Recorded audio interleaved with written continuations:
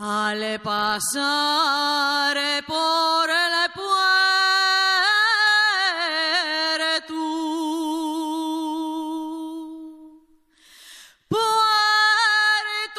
Pallares,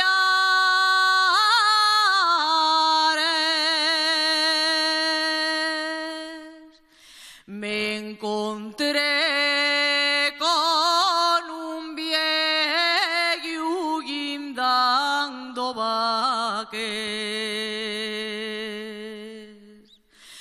Yo como era tan viejo,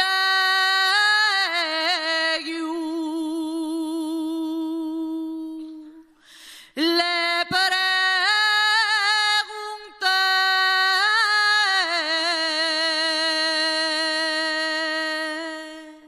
si quiere dormir la siesta.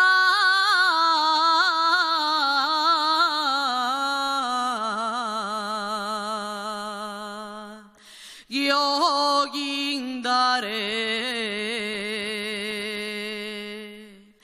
Y el viejo muy ufano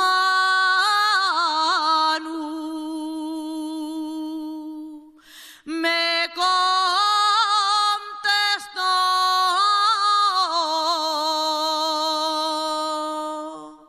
les vaques de mi casa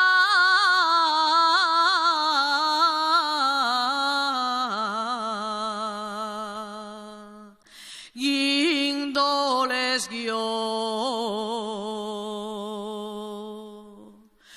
Molinera, molinera, que descoloriatas desde el día de la boda no deseasti de llorar.